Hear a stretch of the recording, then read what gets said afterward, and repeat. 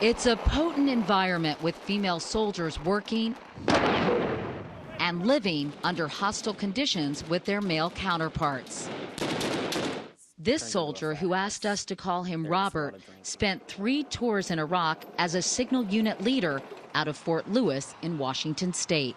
For the female soldiers, it was far harder to adjust because not only did they have to deal with combat, mortar rounds, rockets, bullets, they also had to put up with male soldiers who were away from their families for a year. A decorated soldier in his unit, Robert says he went to his command on many occasions after female soldiers had reported they'd been sexually assaulted.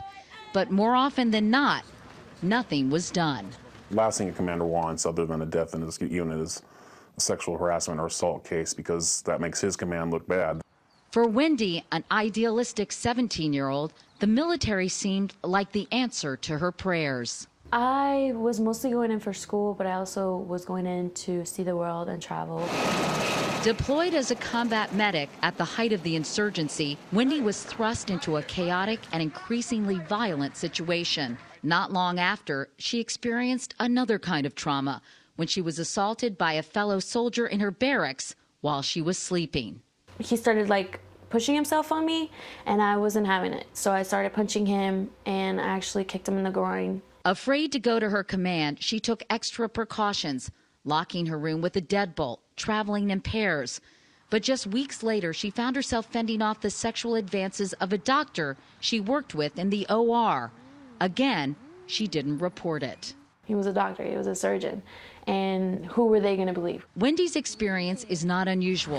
Good girl. Since 2002, the Miles Foundation, a private nonprofit organization that tracks sexual assault within the armed forces, has received nearly 1,200 confidential reports of sexual assaults in the Central Command area of responsibility, which includes Iraq and Afghanistan. Incidents have increased as much as 30% a year.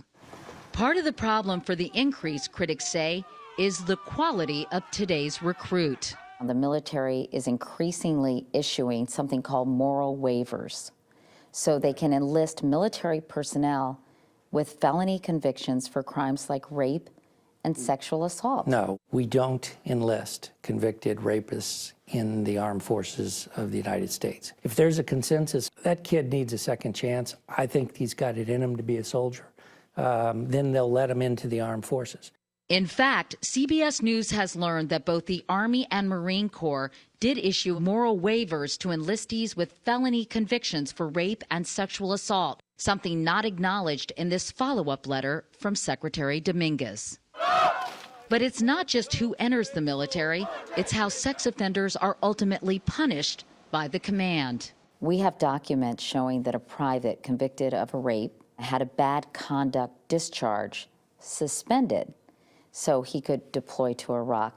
How can the U.S. military allow a convicted criminal to go back into a situation where he could easily rape again?